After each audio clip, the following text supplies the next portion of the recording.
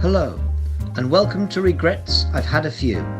I'm Paul Hunter, Artistic Director of Told by an Idiot, and this is a podcast where I talk to friends and colleagues delving into what made them the person they are today.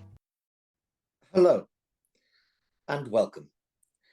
My guest this month needs no introduction, so here goes. He has had an extraordinary career across many different disciplines: actor, director, writer, translator. He has been around many key moments in British theatre, including creating the role of Mozart in Amadeus at the National Theatre. He also appeared in some of the most successful British movies of the 1980s and 90s, and his books on acting and cinema, particularly his astonishing work on Orson Welles, are unmatchable. Oh, and he played the lead in one of my favourite sitcoms. Welcome, Simon Callow, who is chuckling and for a second trying to recall what I was referring to there in the sitcom. We will come to that later because it was wonderful thing. I obviously have had the chance to work with you, Simon, on two occasions, both of which were on French projects. An adaptation, your adaptation, brilliant adaptation of the masterpiece that is the French film Les Enfants de Paradis, and the joy that it was pre-lockdown to feature in your wonderful version of Le Cage aux Folles, the play, not the musical. We will touch on that later, but I just wanted to ask quickly about your love of all things French. Did that come from your father, who was he? No, well, in a way, his mother was French. She came from Lyon. She came to England when she was 18, and for the rest of her life, up to the age of 88, she spoke with an Inspector Clouseau accent. She never acquired an English accent ever, though she was absolutely au fait with Dickens, Shakespeare, and all the rest. She was very French, a very French woman, obsessed with domestic cleanliness and perfection at all levels, incredibly hardworking, very sharp-eyed. And I contrast her with my other grandmother, who was of German origin, and but had a Danish husband, and was somehow much more cosmopolitan than, although she spoke with a perfectly regular English accent. But she seemed to embrace the whole idea of being European much more than Toto. And in fact, that was my grandmother's nickname. Her real name was Eugénie Elisabeth Lenore. And her family name was Harvey, because her father had been Scottish. So it's all kind of quite interwoven and inter-European, my background, really. My grandmother, the other one, the one with the Danish husband, used to describe us as 57 varieties, like Heinz salad cream. And I've always felt terrifically connected to the continent of Europe, in every nation within it, but particularly French, because that's the language I speak. Although, oddly enough, I don't know France that well. I know Italy so much better. I even know Germany better. But apart from Paris and Marseille and Lyon, that's sort of the extent of my knowledge of the French landscape. But my knowledge of French culture is well, wide. I won't say deep, but it's wide. And I've always loved the language, and it became very naturally to me to translate it. But the reason, sorry, I'm sorry, no, doing much more than you probably wanted to know.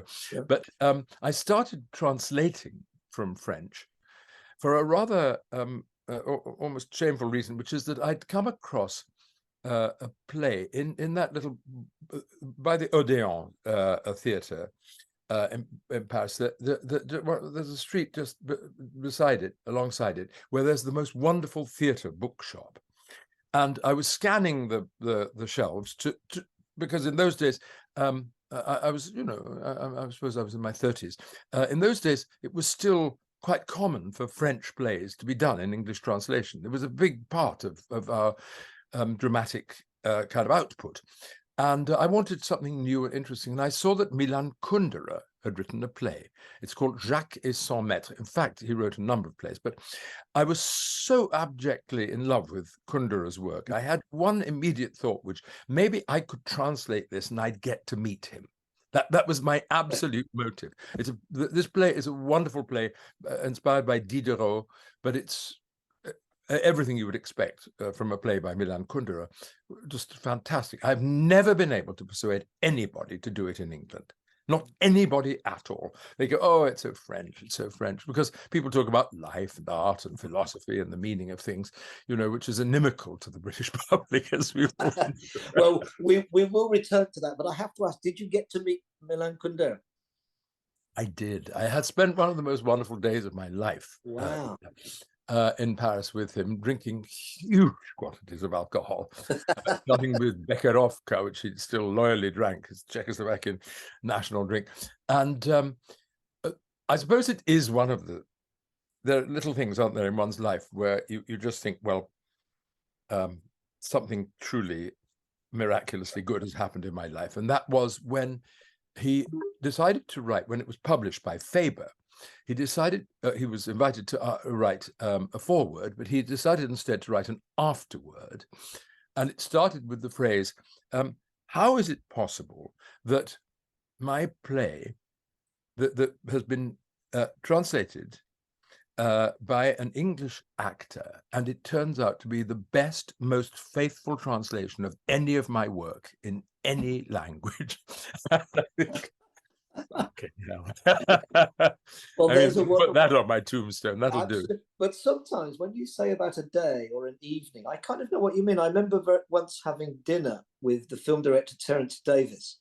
Oh yeah. And we went to Kettner's. I was very nervous because for me, his film Distant Voices Still Lives is one of the greatest British films of all time.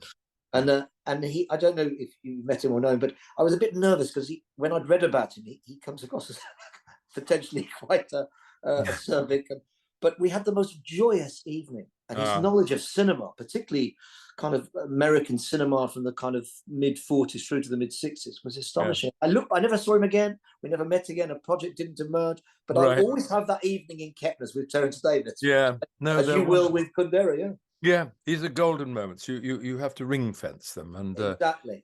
Now I have to move on now, like I do with all my guests. About your early experiences of theatre, whether that was in the family. Did you see theatre or not so much? Although I do remember the things that I saw. We weren't particularly a theatre-going family. All the theatre was at home. It was, a highly charged atmosphere, very flamboyant and very full of emotions of one sort or another. They didn't feel the need to see that reproduced on the stage. But I was taken. There's some confusion in my mind as to what exactly the first thing that I saw was, because there are two things vying for that honor, or actually three things vying for that honor, and they sort of, in a way, maybe point to a lot of what happened in the rest of my life, which is I was taken to a theatre in Croydon, a theatre in the Round, to see a version of A Christmas Carol. Mm-hmm. Performed by an ensemble of actors, and Scrooge was played by an actor called Lawrence Payne, and he was an RSC sort of veteran, and he was slumming it in Croydon. But I think it was probably a very good production, but it scared the shit out of me. And I thought, I was 7 or something like that, maybe 6. I thought, I never want to see anything by this Dickens again. It's just scary stuff. So I stayed off for quite a long while from Dickens, but it's in my mind, even now, this very sparse production, just a few chairs and so on. Absolutely wonderful. Second great memory is being taken to the Scala Theatre, now long demolished, which was the home from time immemorial of Peter Pan. Ah.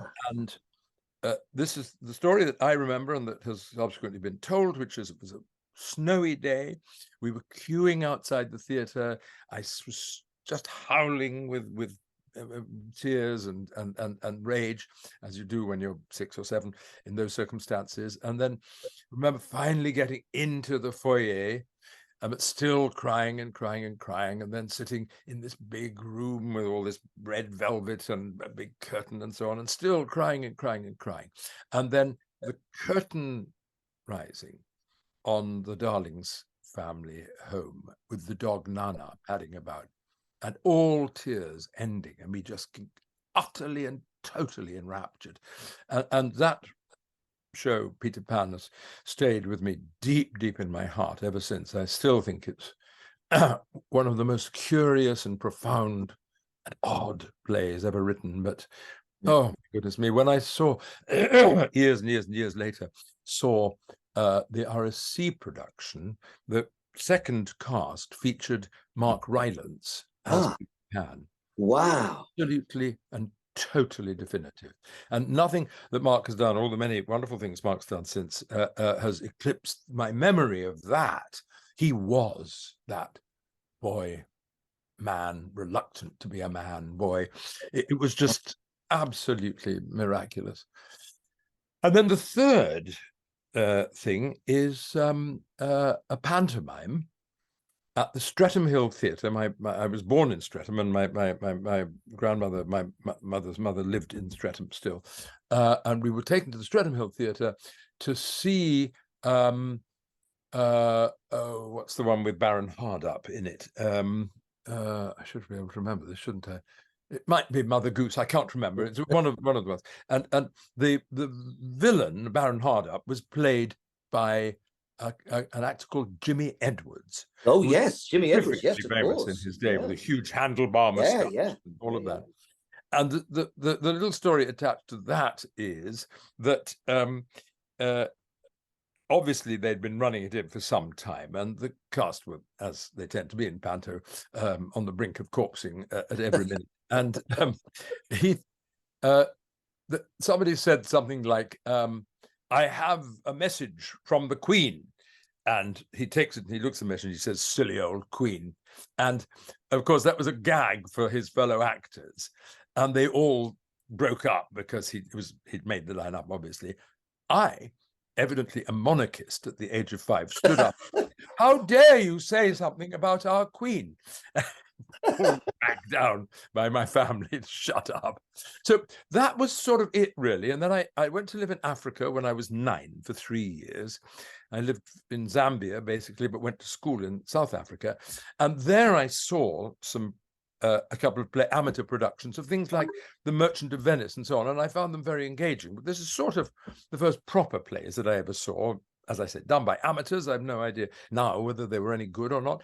And at my boarding school, I did do a play of which I have no memory except there's a photograph of me in it, playing a 90-year-old Major General with a huge moustache and a lantern, and I'm shining it into the face of the other actor and going like this. And I'm in it. I'm definitely in character, no doubt about that. And then a famous last thing was in Lusaka, when I was back there at school in Northern Rhodesia, it was then, not Zambia. Miss Isabel, the beauteous Miss Isabel, was the sort of English teacher, but she put on a little play from time to time. And there was this play about a king who was afflicted with spots in front of his eyes. And everybody in the kingdom was sent out to find a cure for this, and nobody could, and doctors were kicked out of the house and killed and whatever. And then eventually a man comes into the palace and he says, excuse me, I'd like to speak to the king. And they say, no, you can't. The king is in great distress. And he says, no, I've got to say, it's very important, this. He says, I made a suit for him just recently. I made a shirt for him, and I think the collar was too tight. And they said, oh, well, for God's sake, this is not important. This is... And he said, well, yes. He said, but the side effect might be he might see spots in front of his eyes. And that was the end. That was the little story of the play. So I said to Miss Isabel, wouldn't it be marvelous if when he says you could see spots in front of you, I just fell backwards? And she said, no, I don't think that would be good at all. It would be very vulgar, Simon. Don't do that. So I said, okay. And then, of course, when we showed it in front of the public, I did exactly that.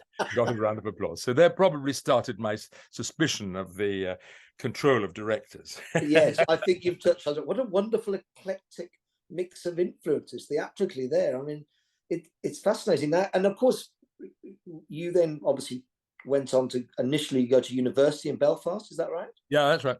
But at what point during your studies there was theatre becoming all-consuming? So that when did you suddenly go, I've got to do this? Oh, it already was. Because by then when I left school, I had no idea on earth what I was what I wanted to do, but I just knew I didn't want to go to university. I was a very bookish. I was immersed in analysis and thinking about literature and so on. And I just thought, no, because that would be the only thing I could do at university. I had no gifts mathematically or scientifically at all. So I just didn't know what to do. So I went to work. My very first job was in a bookshop. A slightly depressing experience for somebody who loves books, because it wasn't actually a bookshop. It was a library wholesalers, which mostly involved me carrying around huge piles of Mills and Boon romances from side to side of the shop. And I did, on the other hand, find in one of those Mills and Boon's romances, which I quickly read through, one of the greatest lines in the whole of English literature, I believe, which is, it said at the very end, the last paragraph of this book, and so Sandy and Evangeline took each other by the hand and walked off into the horizon, two human hovercraft. I thought, this is surely one of the greatest phrases ever invented. Anyway, so I was going to the theatre all the time, completely theatre struck, obsessed by it, read about it massively, read all of Stanislavski and all the critics, and I read George Bernard Shaw's plays from beginning to end, the collected plays and the collected prefaces. I read all of Ibsen, all of Strindberg. For some reason, partly because there was no school drama at my school, I had no idea that it might be that I wanted to be an actor. But anyway, one day I went to the theatre all the time, and I was at the matinee at the National Theatre at the Old Vic in the days when Laurence Olivier was running it. And I said to myself, there's something completely wonderful about this organization. What it is that everybody who works for it seems to believe in what's going on the stage. It's not just that the actors are wonderful and the productions are wonderful, but everybody in the box office seemed to feel strongly that it was an important organization that they were serving, even the people in the coffee bar and the people in the bookshop and so on. So I sat down and I wrote, or rather typed, 3 closely typed foolscap pages addressed to Laurence Olivier, explaining to him what a wonderful theatre he was running. And he wrote back by return of post and said, well, if you like it so much, why don't you come and work here? There's a job in the box office. So I got the job in the box office of the National Theatre at the Old Vic in its palmy days. Maggie Smith and Ralph Richardson and John Gielgud and all this. And that's when I first came into contact with the actual theatre.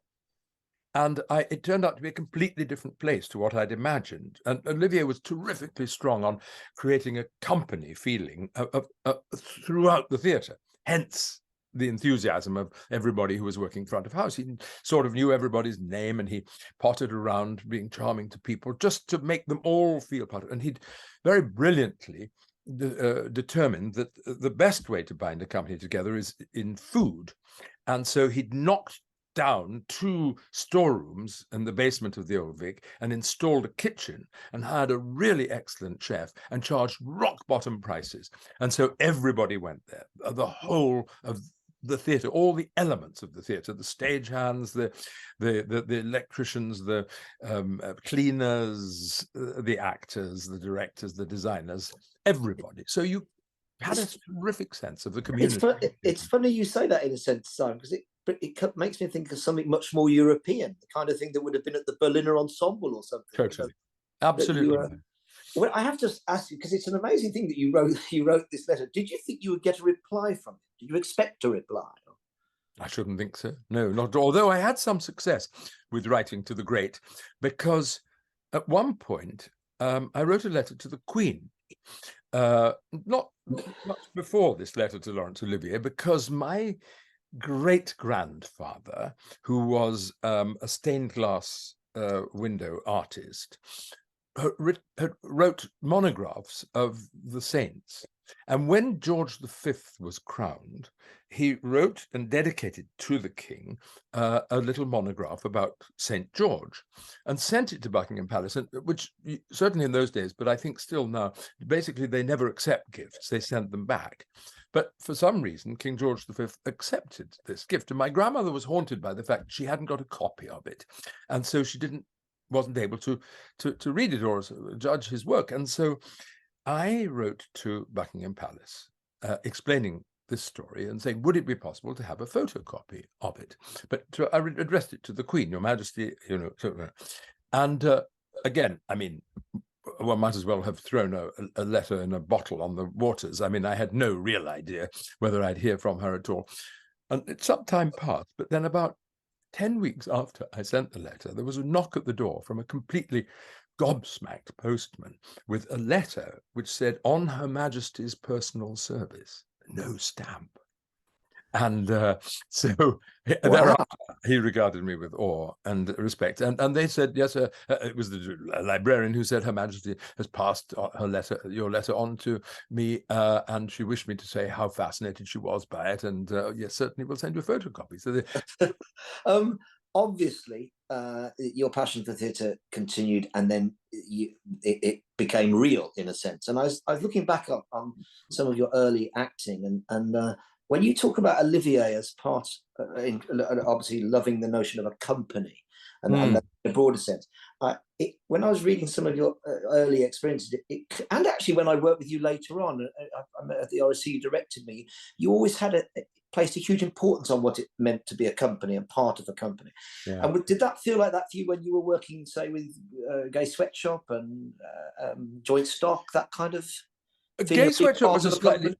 Gay Sweatshop wasn't exactly a company because it was just a whole series of lunchtime plays, and they had their own separate casts and not much overlap. Joint Stock was indeed a company and had been formed precisely to be a company, and it was a cooperative. I don't know whether technically, legally it was a cooperative, but it certainly was. That was the idea. And this, I think, was the first year of it, a whole year of company work. And it was run by two very powerful directors, one Bill Gaskill, now dead, and Max Stafford Clark, now still alive. And I was terrifically keen on this idea of company. I really have had this idea. I don't know quite where I got it from, but I've had this. I suppose you're right. It was from the Old Vic. It was from the sense of this, as Dickens liked to put it, it's a human pyramid, the theatre, and so it's society for that matter. But the theatre very, very specifically, and any weakness anywhere, any lack of commitment anywhere will affect everything else, and as we all know, if somebody doesn't play the first scene very well, then whoever else comes on stage after it has got to build up extra kind of focus in order to make it work. And if it does go very well, then the moment you come on stage, you're riding a wave, And so I felt that very strongly, and was a bit inspired because this was, when was it, 76 or something like that I joined, maybe 77, I joined Joint Stock, and they were still very flush with the ideas contained in the play, and before that, the sociological study Fan Shen, which was about democracy, absolute democracy, and total candor and openness and integrated group living. And so that was the idea. The reality of it was that two very powerful directors were running and in the end, what they wanted happened. And that the company thing, and therefore the company never really did quite take responsibility in the way that we all should have been doing. And it was for me quite a disappointment in that regard. Yeah, that's interesting. That is interesting. I've never actually belonged to a company except at the National. When we were at the National, now it's funny to even think that all these theatres, the RSC, the company. And of course, all the repertory theatres had standing companies. And when I had started to be an actor, the great dream was to join a repertory theatre and stay there for 3 years. And you'd learn and master your art and all the rest of it, non-existent now. It's interesting as well when you talk about the National, because I wanted to come to something I mentioned in the introduction, of course, your appearing performance work on Amadeus, and you mentioned all those amazing actors that you saw on stage. And I'm just thinking now, as a fellow actor, what did it feel like going into a room with Paul Schofield? Because all I can think of, that must be one of the most daunting. I don't know, do you remember that early experience? Oh God, absolute terror. I mean, absolute terror. I'd already done As You Like It at the National, and with John Dexter, who's a sort of terrifying figure, like a regimental sergeant major gone mad, but also a sort of a bit of genius of staging and a wounded human being that one became quite fond of. But it was much more. Even it wasn't a company of stars exactly, although there were people like, Sarah Kestelman, who was playing Rosalind opposite my Orlando, Michael Bryant, who was just a wonderful company. They weren't stars like Gielgud or Richardson or anything like that.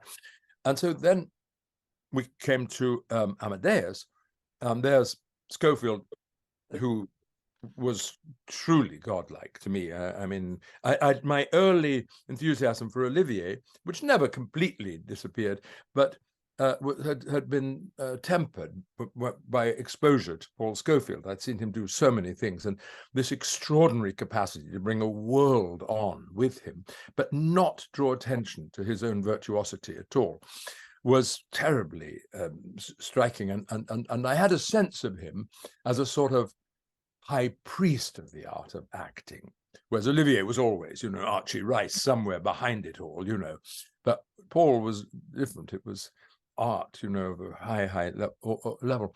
As it happens, he wasn't like that at all. He was much more convivial and modest in a way than that. But I didn't know that. I wasn't to know that. No. So we had to sit down for this first read-through, and thank God, Felicity Kendall was playing my wife, and I knew Felicity. That I'd done a television play with her, and we'd got on terrifically well.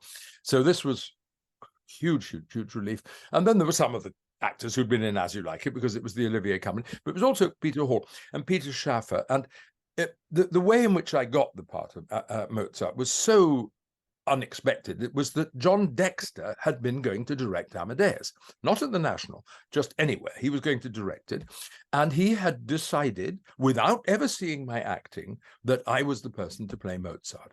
So based purely on what he'd heard about you? Yes, I mean, his boyfriend had seen me doing a play at the Royal Court and said to John, but I'd already met John for another play which didn't happen, and we'd got on famously well over kippers at the Savoy, and we bonded. I mean, the thing that was the thing that bonded me to him and to many other people in my career was being stage struck. Basically, if you scratch the toughest old kind of gnarled warrior of the theatre, if you scratch them a bit, you generally find a love of what the theatre can be and should be. And that was deep inside John. Anyway, John, blustering about like some demented regimental sergeant major, as I say, finally fell out with Peter Schaffer. And I thought, well, that's that. I won't be playing Mozart anymore. And then one day, a phone call came from the National Theatre to my agent saying, there's this new play that we're doing called I don't know. Anyway, they want him to play Mozart in it, and this will make you laugh. They want him to play Orlando in As You Like It. I wasn't obvious casting for Orlando, but anyway, so there I was. I'd been given the part, without. And it turned out that neither Paul Schofield nor Peter Hall nor half of the people in the room that day, or Peter Schaffer, had ever seen me act at all. So I wonder, is that both a liberating thing for you or a scary thing for you, or a mix of the two? Well, I didn't know. You see, I didn't know. I thought they must have seen me do something, otherwise they wouldn't have got This was revealed later on. Okay. They just decided that I was the right guy for it. I'd had a couple of successes playing Arturo Ui at the Half Moon and Mary Barnes at the Royal Court. I wasn't unknown, but I wasn't a high flying superstar. I have to ask you as well, did your love of Mozart precede getting that part, or did it occur more when you were doing it? Or yes, it long preceded it. I'd fallen in love with Mozart's music when I was about 12, much to the dismay of my family, who thought that Mozart was, as many people did in those days, or the phrase was tiddly-pom music. It was all tiddly-pom music. It's not, they wanted the hard, red meat of Tchaikovsky and Puccini and Verdi and all of that. But I discovered that limitless depths in Mozart and the extraordinary perfection and so on. So I did actually know really a lot about Mozart, thank God. I think that was a huge help. But the greatest help for me of all was after that first read through, when of course I went berserk, because I really just decided to go for it. I thought, I can't give a timid reading of this. I've just got to go for it. And I went for it like mad, giggling and shrieking and farting and all the rest of it. And at the end of it, Peter Hall said, "Thank you all very much." And then he came over to me with his arm on my shoulder. And I thought, fuck, that's it. The P45 is about to be delivered. And he said, "That was a very brave reading." And I thought, oh, I really am for the chop now. He said, "It's all there. Everything you did here, that is in the part of Mozart. And it has to be like that. And it has to be there. However, I have to believe at every single moment that you're on the stage that you wrote the overture to The Marriage of Figaro." It's a wonderful note. I mean, it's just Peter had his limitations as a director, but he was wonderful at giving notes that really change your entire attitude. And I thought, fuck, that's right. That has to be right. And that's what I struggled with all the way through. But I think I got there eventually. I think I might have got some of the way there by the first night. But by the end, I really did convey that I had written that music. And that was the most important. There was a revival at the National recently, which was hugely acclaimed and very energetic and busy. But the actor who played Mozart, who was incredibly daring and risky, but I never believed that he had written a note of that music, not for 1 second. And therefore, it doesn't matter. If he didn't write that music, the play doesn't matter. No, and it's an interesting thing, isn't it? That kind of, in a sense, in a literal sense, that juxtaposition between how someone behaves and what they're capable of is a really fascinating thing about him and about many, I suppose, famous. I mean, you've in some ways through your career, you've touched on or worked with or worked on some quite iconic figures. And obviously, I want to talk not just about your acting, because one of the joys I've loved so much are your books on Orson Welles, and I absolutely unmatchable. And clearly, it became an enormous passion of yours to try to tackle this extraordinary figure in Wales. And it made me laugh when I read that somewhere when you first pitched it, you'd said you wanted one volume to be a novel and one to be yeah. And that was the idea was that the first volume, I said to the publisher, the American publisher, I said, the first volume will end with Citizen Kane. The second volume will end with Chimes at Midnight. And the third volume will be a novel. And he said, "Young man, if you are very lucky, you will be allowed to write this book in 2 volumes, neither of which will be a novel." But there are astonishing. Where are you at? Because I read during lockdown you were working on the 4th volume. Where does that sit at the moment? I wasn't. That was a lie. I couldn't face it. I couldn't face it. You know, like many people during lockdown, all I could manage were small, achievable tasks. And writing volume 4 was just too enormous. And one felt so unsettled and hemmed in and all of that. So I'm just about to start writing volume 4. Just about. Wow. And it's a very, very difficult volume to write because it's the last 20 years of his life, which should have been his absolute prime as a director, from the ages of 50 to 70. And he made in that whole 20 years just 2 films, 80 minutes each one, and both for television. And one is called The Immortal Story, which is a very interesting film, and the other is called F for Fake, which is a sort of brilliant, dazzling, conjuring trick of a film. But when you think that he'd achieved Chimes at Midnight, what he'd achieved and how he achieved it, he was came incredibly close to making a film of King Lear. I mean, really, really close. I have all the designs, all the breakdown of the props and all that. Just never happened. And also, I suppose that sense of I can only I totally get what you're saying, and I can only imagine something that's filled with a deep melancholy. I think it's that sense of whether he felt that or not, I don't know, but that's what it fills me with. He felt depressed, angry, and ashamed. He knew, what his talent was. Some might say genius was, and he just hadn't fulfilled it. And I don't know. I do know that to some extent he felt it might have been self-engendered. I think it was more self-engendered than he admitted to himself, for a whole complex of reasons. But the loss to us, I mean, as film lovers, is just immeasurable. And I have all the materials for at least 6 films which were absolutely ready to go. And he just couldn't get the finances for one reason or another. Couldn't cast them with he lives through what any of us who've tried to make films live through all the time, is you're absolutely dependent on getting a bankable star, And they all said how much they adored him, how they admired him, how he was a god, how he was the greatest filmmaker ever. But unfortunately, they were busy, or unfortunately, they didn't quite feel it was right for them now, or whatever. It's strange. I remember persuading my wife and my 5-year-old daughter that we should holiday in Essaouira in Morocco. Oh, yeah. And it was primarily so I could visit certain locations, which you'll know. And actually, we have a lovely hotel, an amazing place anyway. Yeah, it's a wonderful place. But my reason was to go for a well-developed kind of odyssey. Now, I've got to ask my first question around regret, because you have astonishingly, excelled in so many different things. Have you ever had any regret that you didn't focus purely on your acting, or has one always fed the other for you, the writing and the acting? I think there was a point when I'd been started acting in 73.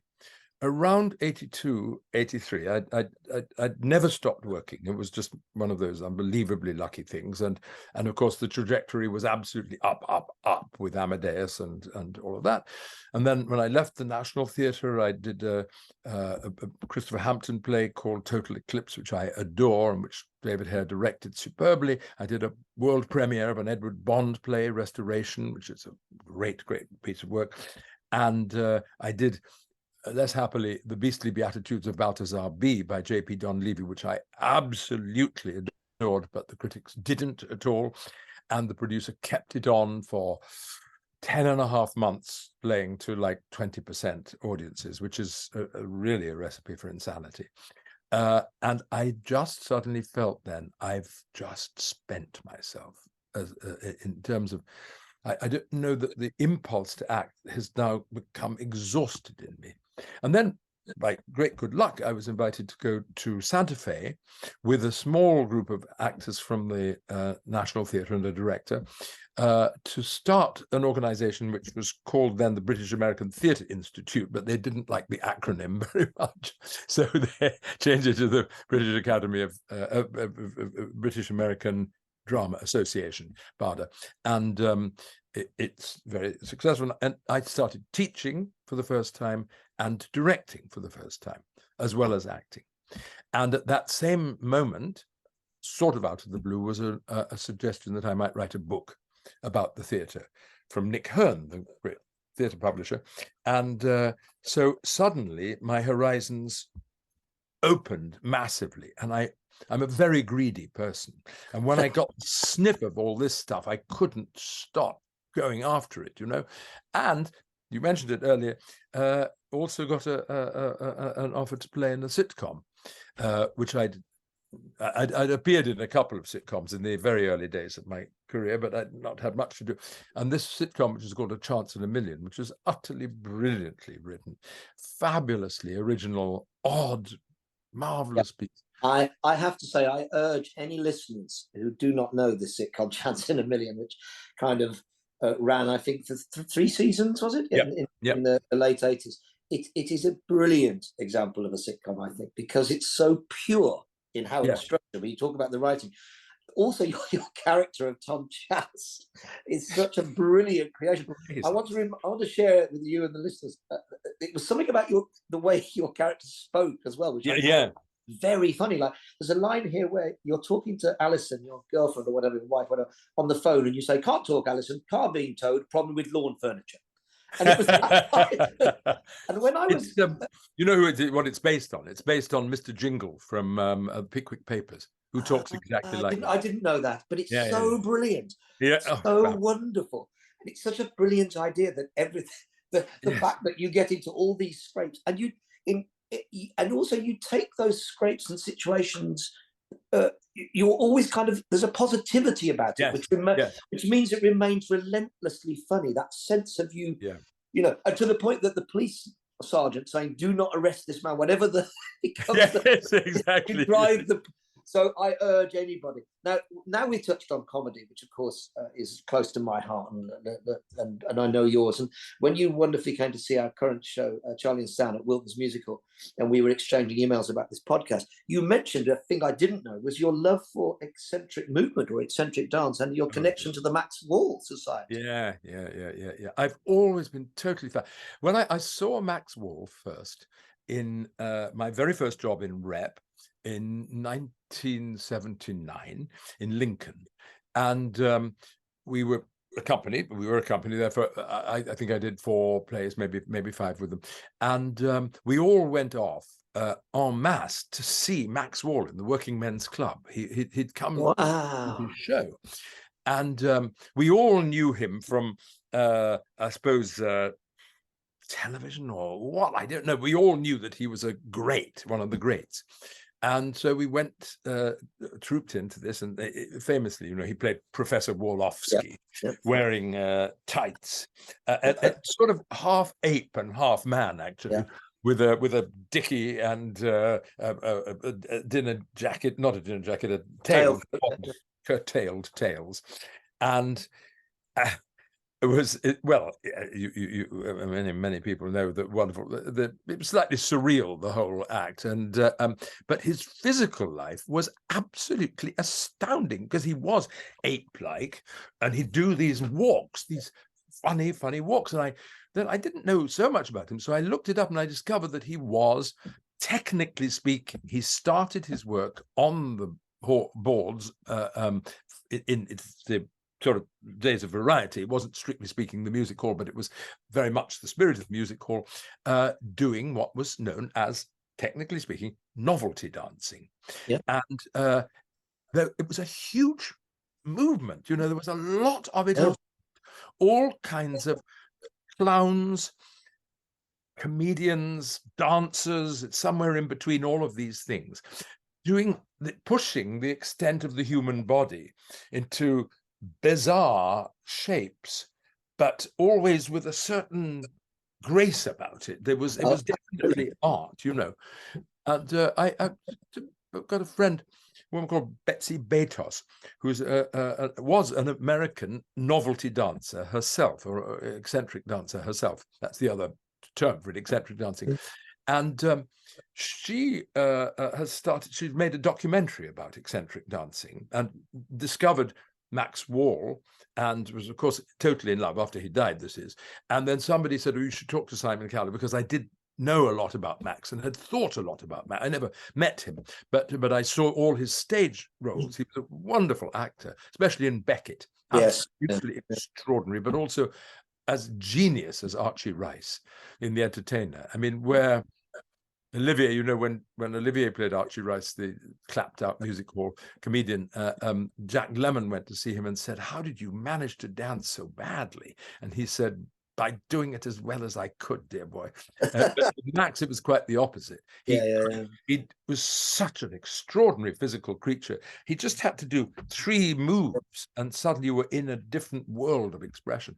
My connection to him, I remember, was watching my father, watching him when I was little, watching my dad watch Max Wall on TV and be crying with laughter. I look back at it. It's quite unusual. It's not someone standing telling jokes. Not at all. Quite surreal. It taps into a kind of slightly bizarre world. But my dad, this electrician from Birmingham, thought it was the funniest thing. And I have to say, I'm going to admit a regret of mine now, being a stupid, foolish young actor. I remember being at drama school and someone had a ticket to go and see Maxwell in Crapslas Tape at the Riverside Studios, and foolishly I was waylaid in the pub and didn't go. So that's my great regret. Is there somebody that you regret not having seen live, a performer that you wished you could have seen on stage? Donald Wolfett. Wow. Donald Wolfett, who, by the way, and it all ties up exquisitely, as I'm sure you intended, I worked out was my Captain Hook at the Scala Theatre. Perfect, Simon. We come full circle. Donald Wolfett was, when I started going to the theatre, was widely regarded as a sort of a joke. He was so much in the grand manner, huge voice and projection and hewn out of wood and marble.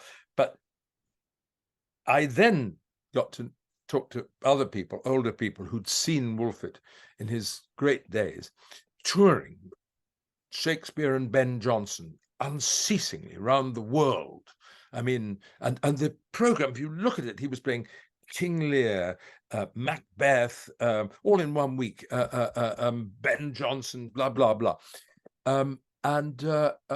They said, a number of people said to me that his King Lear was so beyond anything anybody they'd ever seen achieve with this part. The absolute depth and breadth and rootedness of it. And Peter Schaffer said, the first scene when he saw it wasn't particularly brilliant, but from the moment that Lear was liberated from being a king, Peter said, you just had the absolute conviction, not that you were in the presence of an actor, but that you were in the presence of King Lear. No question about it. It was himself. And that's remarkable. Everybody, people who saw him during the Blitz and all of that playing Lear, but many, many other things, and I've got there's a longing in me for the archaic. I'm very, very interested in what people did before us, the opposite of the present time, where the past is more or less demonized by people as dirty and the source of all our problems.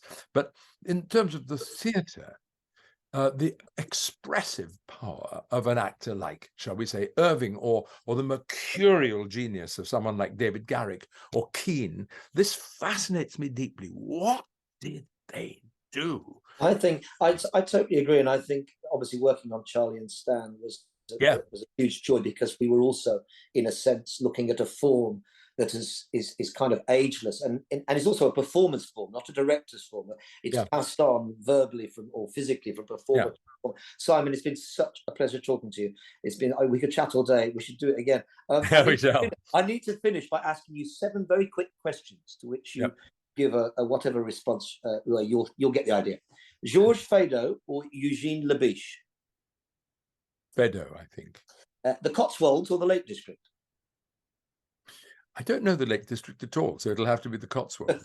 Stilton or Camembert? Stilton. Lucille Ball or Joyce Grenfell? Lucille Ball. Miss Marple or Hercule Poirot? Well, depends who's playing them, but Margaret Rutherford's Miss Marple then. Yes. Touch of Evil or Chimes at Midnight? I think I know the answer. Has to be Chimes at Midnight. Yes, I thought you were going to say that. Acting or writing? No, that's a cruel one. What if I say directing? Exactly. That's a perfect answer. Simon, thank you so much. It's been really lovely to talk to you. And let's get together soon. Have a glass of wine or something. Sure. All the best. Take care. God bless.